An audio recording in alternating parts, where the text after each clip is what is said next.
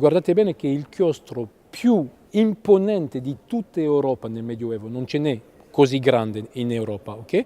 Nel Medioevo era un orto, il quale compito era di assicurare ai monaci la totale autonomia dal punto di vista non solo del cibo ma anche dell'acqua. La cosa che ci interessa a noi in questa visita sono i capitelli.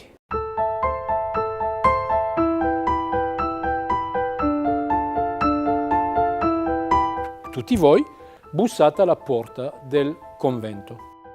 Voi entrate nell'unica istituzione stabile del Medioevo. Se voi cominciate a studiare la storia dell'Europa nel Medioevo, è da capogiro perché i cicli, non ci sono cicli, ci sono movimenti estremamente rapidi che sono dell'ordine di 3 a 6 mesi. Cambia interamente un mondo in 3-6 mesi. E l'unica istituzione stabile sono i benedettini. Come faccio io a scegliere tra di voi chi diventerà monaco e chi non lo diventerà? Ed è là che è geniale questo chiostro, tramite l'insegnamento.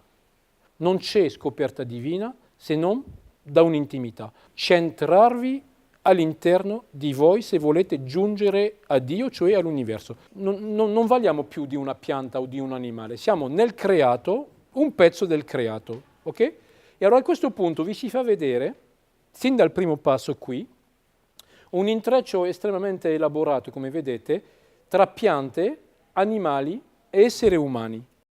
Guarda la natura, e la vedete, la prima cosa che vi si dà da vedere, guarda la natura e prenderò la cosa più in basso in assoluto nell'ordine naturale delle cose, la serpe.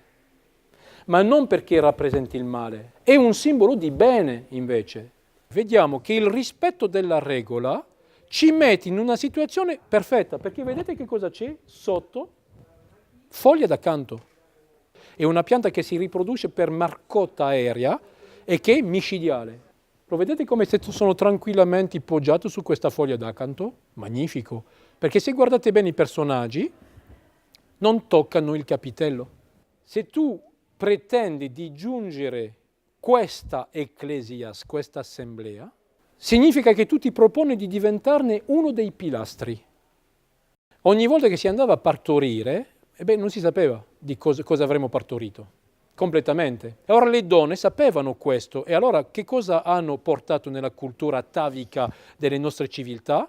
La grande paura, più esattamente, il grande rispetto di questa natura che era capace di fare qualunque cosa essa volesse. Mettere un'aquila, avete visto mai un'aquila fare l'amore con un toro? Sembra a noi impossibile. La natura, se domani decide che sarà, sarà. E allora, ecco che nascono questi mostri. A questo punto io non vi posso prendere in giro, perché se avete capito tutto questo, ora sì, che c'è una buona possibilità che voi diventiate monaci.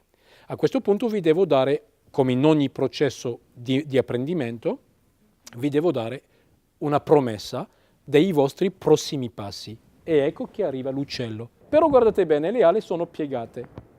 Domanda, che cos'è che non va? Vieni qui con me.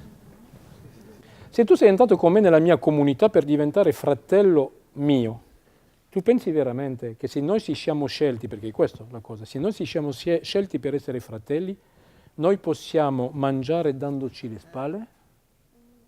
No, la fratellanza significa che io mangio sereno con te, faccia a faccia, i scudi sono a terra, non ci sono armi e siamo un tutt'uno, perché questa era una trappola mortale.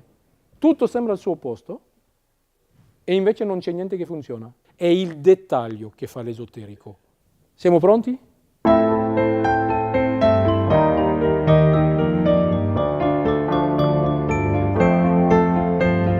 Je sais où je vais, je dirai